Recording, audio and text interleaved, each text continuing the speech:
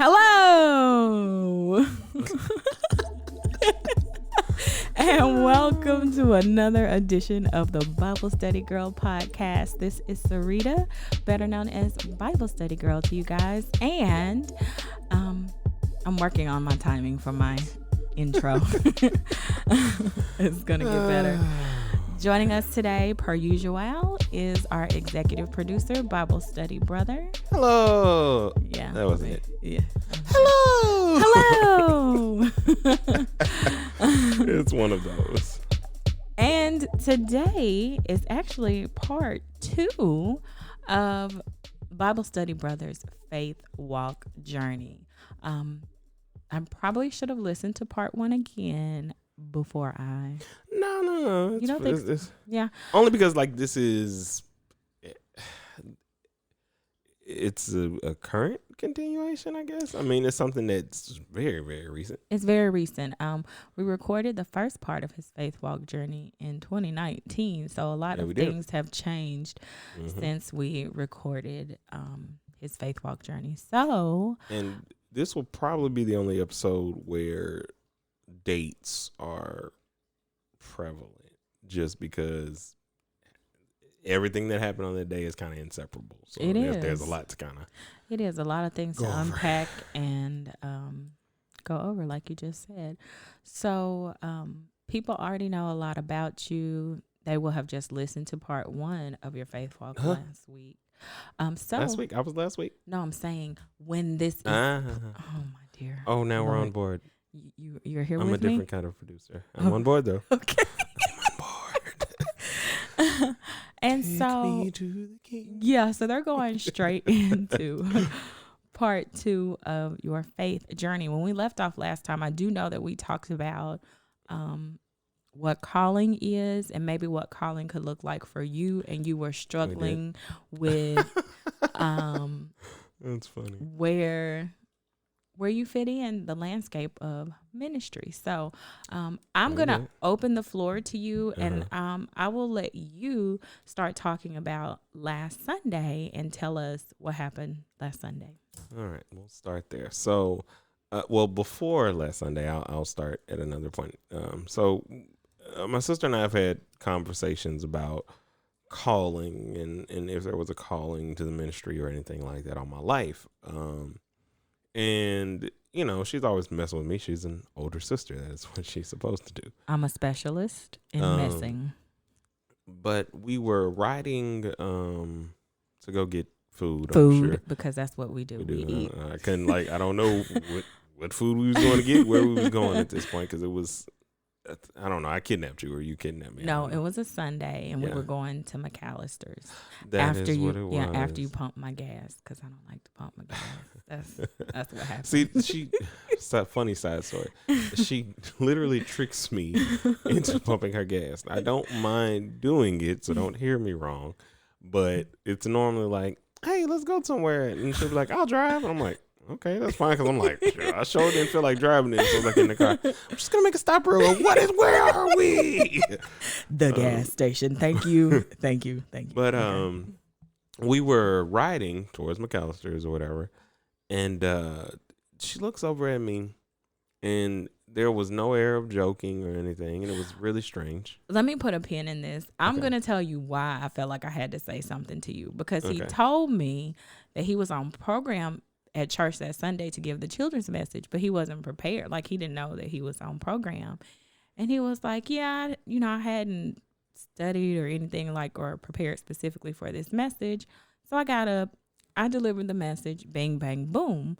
And he brushed it off like it was nothing. And I was thinking, okay, if I get to church and my name is on the program and I did not know that I was on program to speak, there would be no message that Sunday, guys. That is not something, a common, just, if there's not a call on your life, I don't believe that you have a word ready at all times for anybody. And so I'm going to let you continue your story, but that is why I felt like I had to say something. So what she then said to me was, and it was just, like I said, she's always messing with me. So I know when my sister's joking, but most times I don't, because she is truth for me. I am that little brother who your little sister or big sister could have told you the sky is purple. It just feels blue because of this. And I'm like, yes, you're all right, sister. I believe you. Because, you know, like I said, my first best friend is my sister. Anyway, so she looks over to me and she says, now, I don't normally say this often, or I probably never said anything like this. I'm mumbling all these words, but it was like, but there's a place in the pulpit for you. And I was like, what's going on right now? Did it come across like that? It did, because it came across it was jarring, not in a bad way, but jarring. And it's like, she being serious, like she being super serious. I almost cussed because it's us talking. Yeah, and not on the mic. We ain't safe. We be cussing all the time, like a sailor, which makes what I'm going to say. Go ahead. Like, I'm not him. We'll get there. Okay. To tell you who I'm not, because that'll be burying the lead. So, you know, and I sat there and I was like, I'm gonna go think on this, because she's never been this serious in telling me that kind of compliment. It doesn't matter, like, she's complimented before on, you know, my gifts or certain things, but it hasn't had this tangible feeling of like, oh Lord, like what? Like, did you feel a hug from Jesus? I did. Something similar. It was more like any joking being removed out of you when you're saying something serious.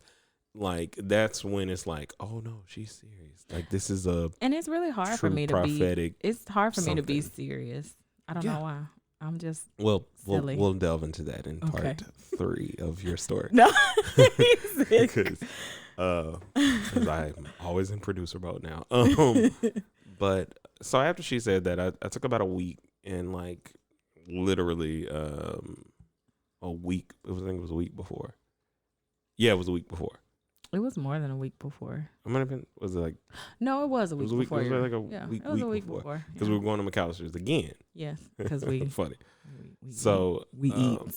So like on that Friday, I got home from work, because I remember it was Friday, or was it Saturday? Come with the story. Anyway, it doesn't matter what day. It was one of those days. I'm sorry. And I sat, and it just became peacefully clear to me, like, yeah, accept your call to preach the word. Like, again, you've already proclaimed in a lot of different ways that it's not necessarily meaning that you have to be up in the pulpit, but that you understand that you've been given something. You have, and I will say, I don't listen to many people about many things, and you being my little brother and me feeling like it's my job to like tell you what to do. In the last year, you really have ministered to me personally on a real deep spiritual level. I'm just gonna let you guys know, if my sister makes me cry on this episode, there will be no more about City Girl Podcast. We do not. Well, so I sat my wife down first. That was my first thought, is tell your wife first, because you often tell your sister first a lot of things. Tell your wife. You know, but I sat down and I said, hey, I need to talk to you. On Wednesday, I'm going to accept my calling. It's like, I just want you to know now, like, I don't know what that means. I don't know where this is going to take me, but I'm telling you now. And then the first call I made after that was my sister to be like, you know, you said these things to me, and I just needed you to know that I'm doing, you know, I'm accepting my call. She was like, oh, hello. No, she didn't know that. But, you know, we were ourselves and had like a regular conversation about it. What you said to me was, are you sitting down? And I said, no, I'm standing up. I'm cooking, like I'm hungry. Like, why do I need to sit down? Like, is this what just happened? Oh, yes. I was like, boy, I don't need to sit down for that. Okay, go back. And so I thought she said, boy. And she was frying chicken at the time. Yeah, I was making some kind of chicken. I'm fat. I remember food. Okay. And so that happened. Let's now fast forward to the Wednesday before, which is prayer meeting. I then told my pastor, and wait, no, I told my pastor on the Sunday, the day after I told you. Okay. And then that Wednesday, I told one other person, but it's not important to the story. So the day is January 26th, 2020. My pastor is literally like, he could not be more proud if I were his own son. And, he had been excited prior to, so even in prayer meeting that week, he had kind of been saying something like, it's hard for him to kind of keep it in check. And I'm almost positive he told Miss Slater at the same time, or Dr. Slater, I should say, at the same time, because because obviously yeah.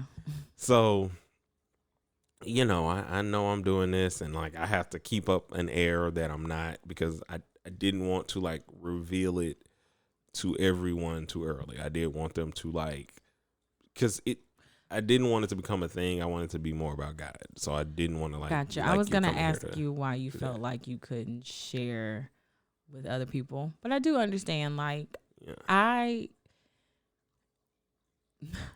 understand. Yeah, and also like I did not tell my mother be part of the trio, because she would have started over planning in her brain. Yes, she would have. She would have gone into super like mommy. We would not have gone into Iceman to just get me a tie and something else. It would have been she would have tried to buy me a suit. She would have tried to make you what she feels like. And I was like, minister. Yes, is. And I was like, no, I cannot tell you right now. Like, I need you to come and see that I know what I'm doing, so you can understand that I got it.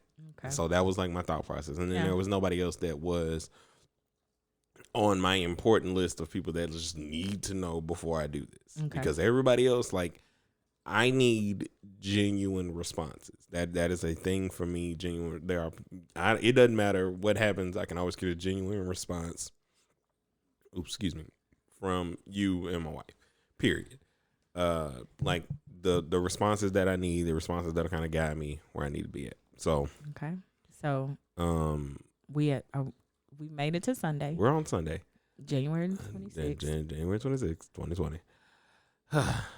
And it is time to do this. Now, on the program, there's a thing for special announcement. I had spent all day talking about the program the day before at work on my break, trying to finalize stuff, and there was no mention of special announcement. Here's how I wanted things to go. I had been saying so many times, like, man, I'm not going up into that pulpit. Like, I'm just going to stay at the podium. So my thing was I was going to start my sermon down at the podium and be like, I think I like the view from up here better. Or and something. I'm so glad God blocked that in some sort of joking fashion. Yeah, I'm so glad, because this is not the time to play. It's just me being me. You're goofy. I get it. Like, that was my whole plan. And God blocked it. When you make plans, isn't he a good God? He is.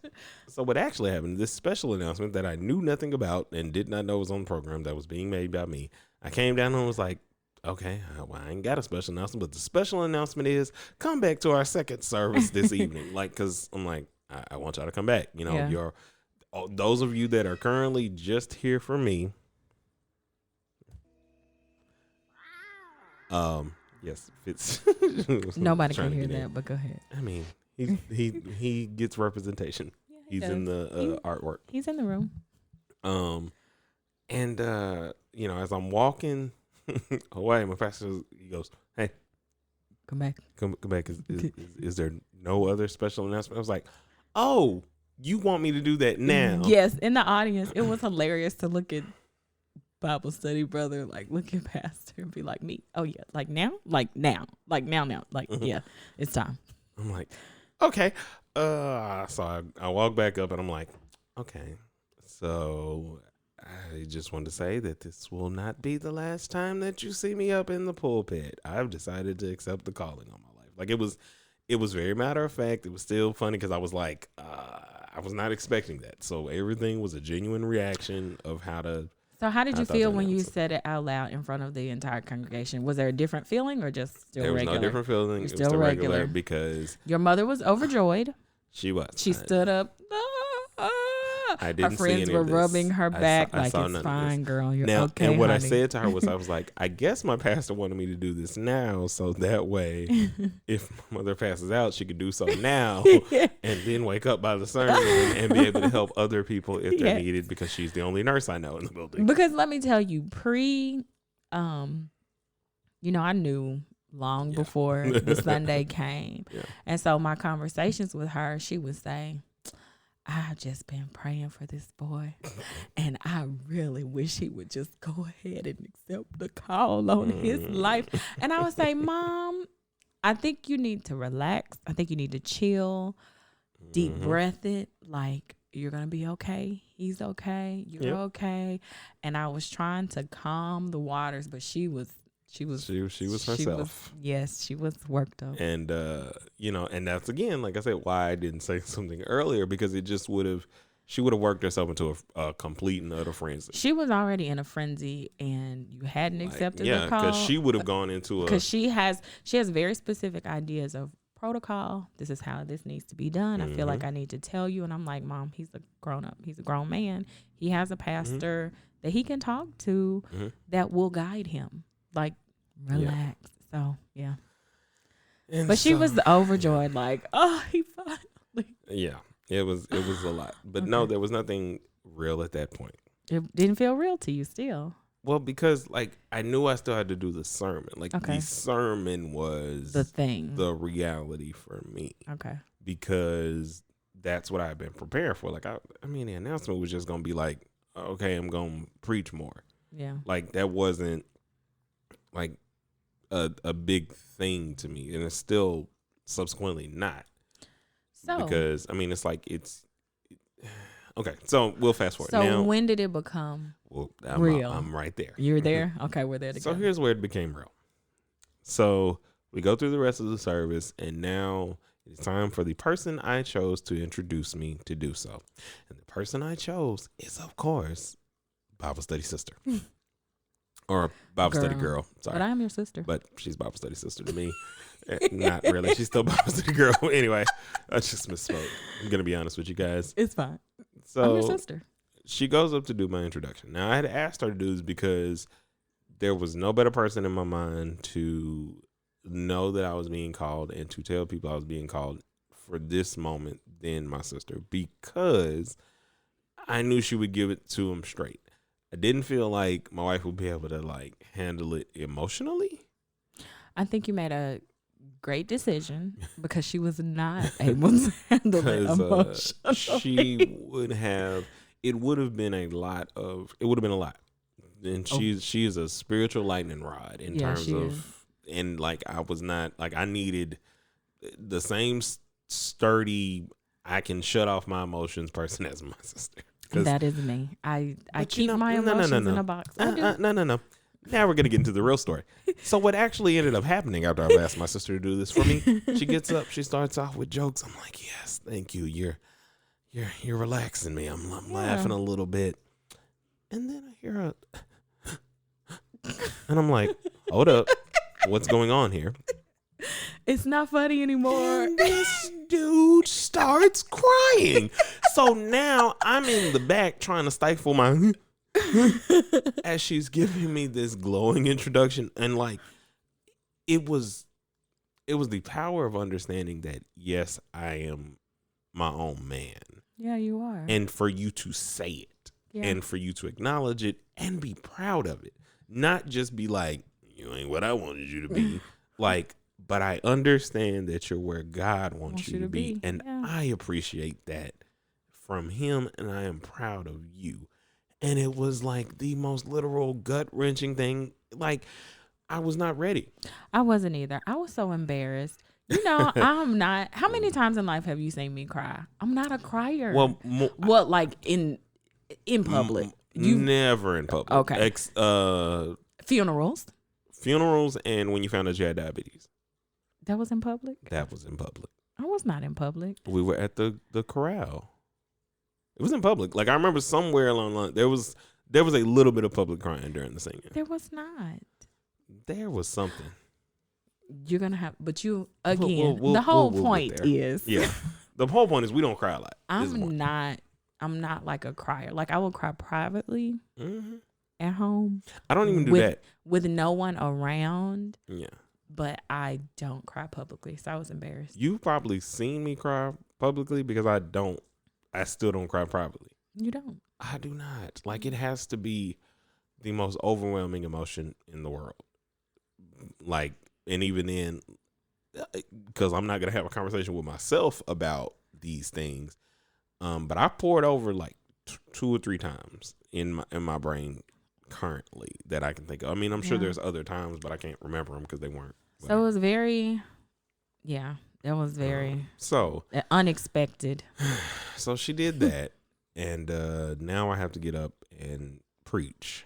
I'm no longer giving a speech. I'm no longer, as you'll hear in the episode before this one or the part 1 of this, it wasn't just me fighting at that point in time or running away. It was real. So now I have to get up here and I'm a blubbering fool. I'm still crying. And your wife is crying. Your mama's crying. Everybody's crying. And I'm trying to get through because now I have to talk about how I'm here or how I got here. I have to talk about the great things that God did for me to orchestrate this moment. And show and prove how he's been continual and constant in my life. And that was hard.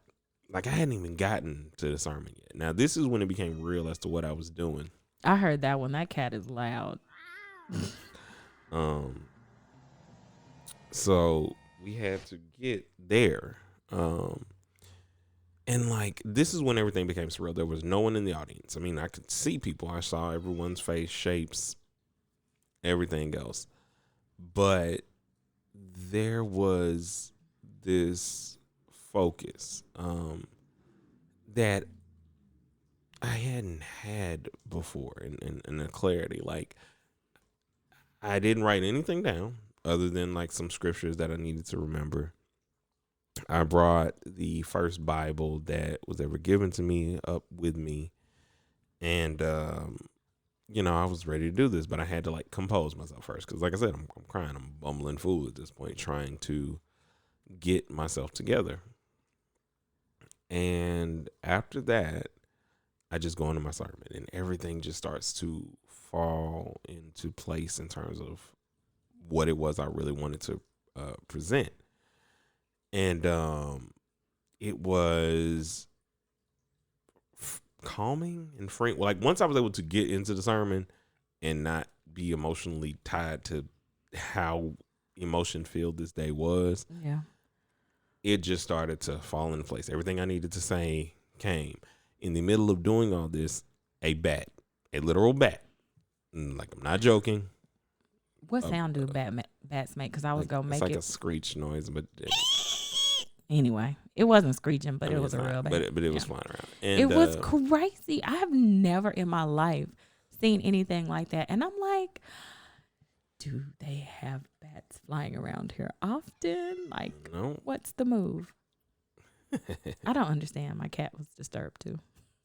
So I look up and I say, "Oh, it's a bat," and go right back to preaching. Like, I did not miss a beat. I wasn't about to stop. I just kept going.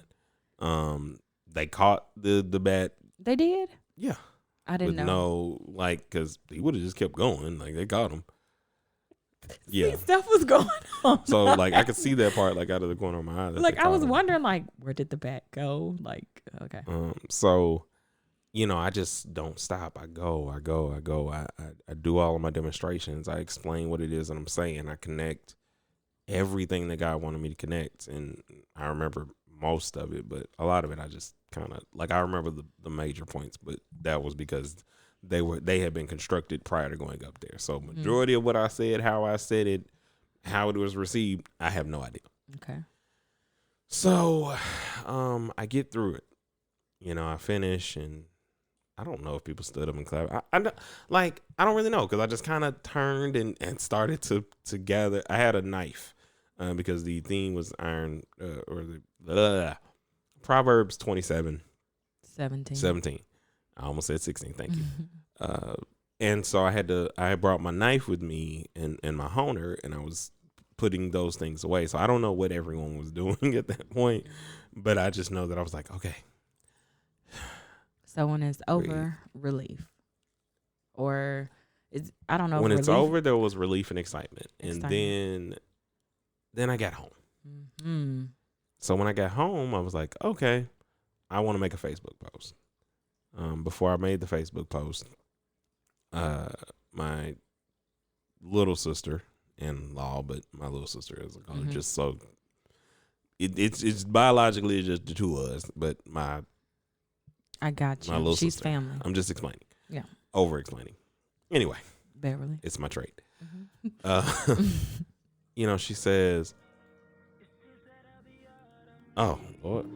That's you. That was me. Oh, my goodness. That is a fine.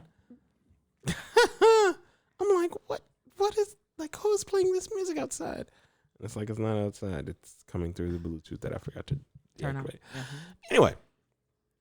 So, she says that Kobe Bryant had passed in a helicopter crash. And I'm like, now, first thing she said was it was TMZ. So I was like, nah, whatever. I don't know what they're doing. And then, like, literal minutes after, it was being reported by ABC, CNN, and everyone. And I was like, oh. It's real. And I had an immediate pause. I didn't know what to do. Yeah. Now, Kobe wasn't, like, my favorite player or anything like that. I'm an avid 76ers fan, so Iverson is the GOAT for me. But Kobe Bryant is who taught me rivalry in a sense, or my best man at my wedding taught me rivalry through him. Mm-hmm. In 2001, watching, and this all does have a purpose to my journey, so bear with me. And when the Lakers beat the Sixers in 5 games or whatever, and I'm sitting here and I remember thinking, how is it I can find joy in what I just did, juxtaposed to the millions of people that I know that are hurting? Yeah. I didn't get this sense of you are a person who is supposed to help them kind of thing, which is, what we are here to do in terms of leading sheep and everything else. But it was, this one episode is going to run a little bit over because there's not like a lot extra that I'm going to add to this after this, but I do have to just get through this part. So I didn't know what to do. I knew I couldn't make a post because every post I saw everywhere was a post of Kobe and his daughter. And then later on of Kobe, his daughter, and her teammates and their parents and the pilot.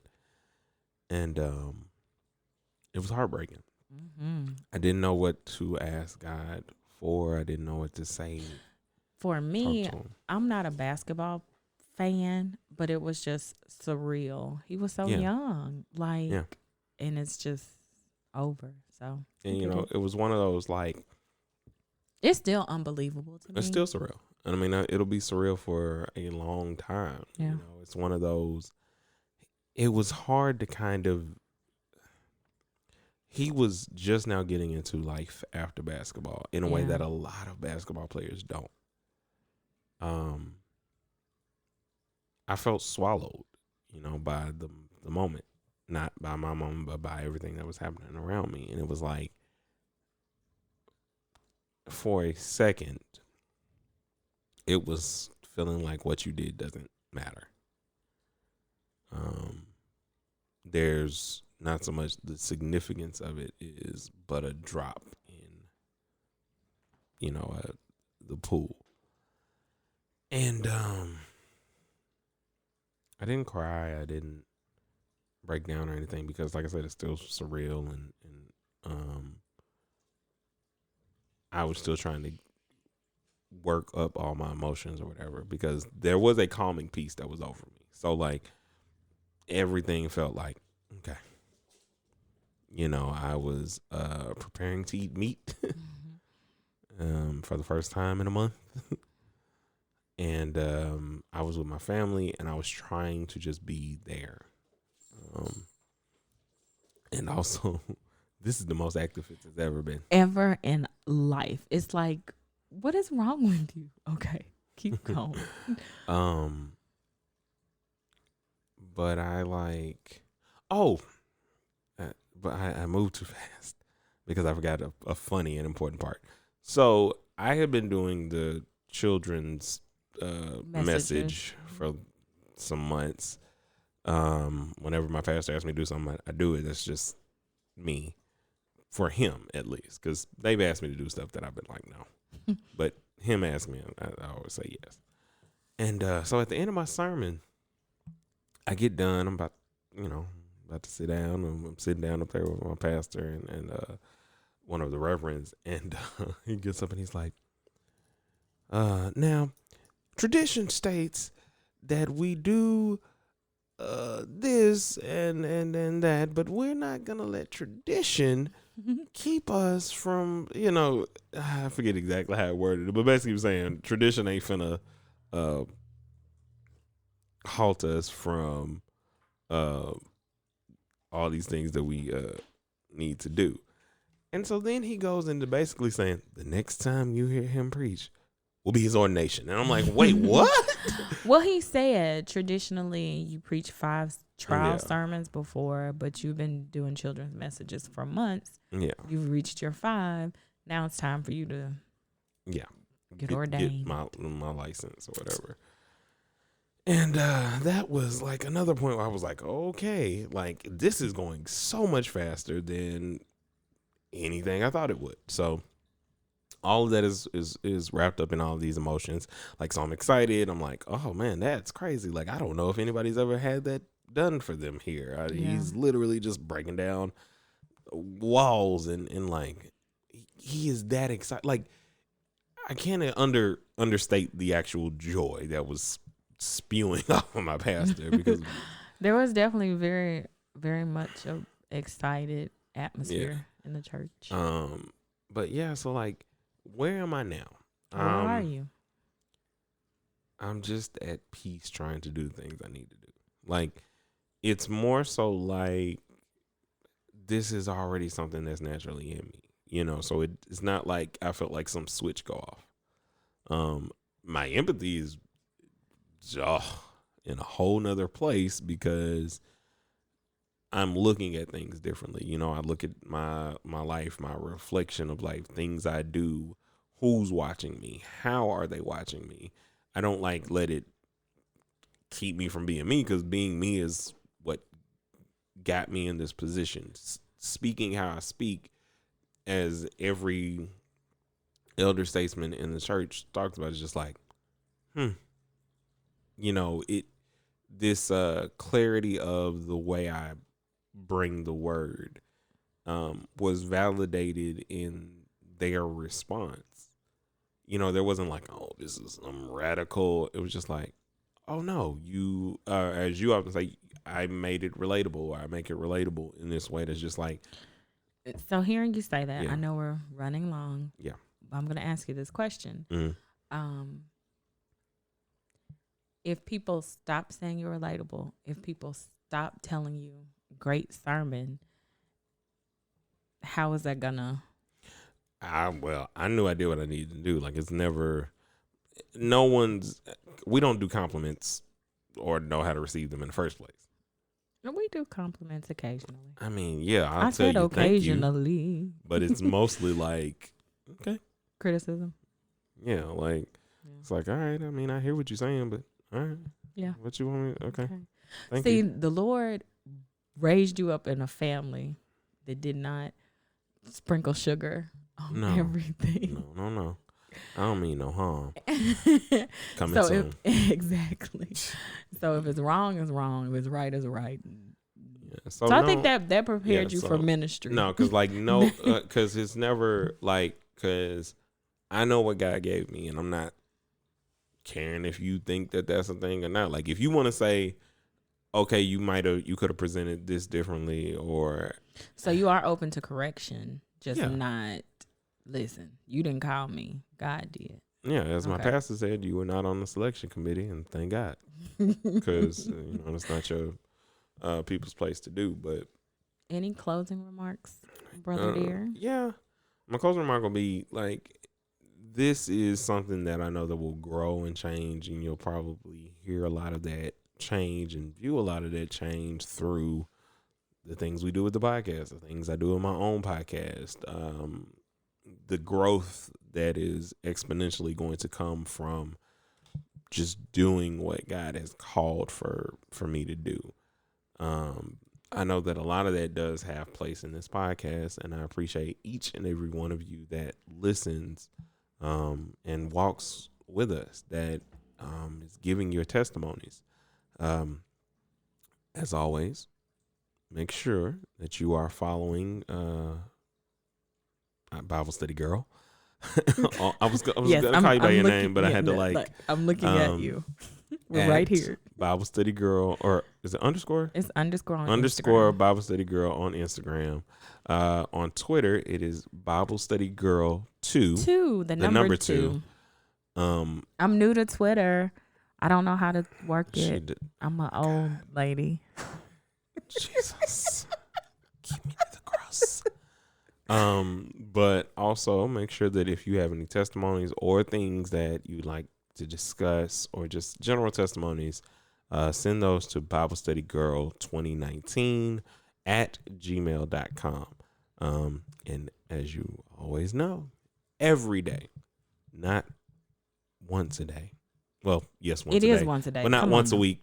Not once a week. Not, once every blue moon, but every day. There is a sermonette. He's hilarious. On BibleStudyGirl.com by Bible Study Girl herself. So go there, make sure you leave comments. We're going to be there engaging with everyone, because this walk is not one that you do alone. It's not. And also, it is not I preach. It's not you preach, but we preach. And until we meet again, guys, keep preaching.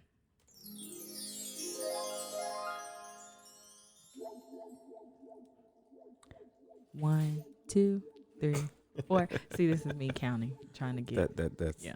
Okay, that's her. Yeah. Hello. Goodbye. See y'all next week.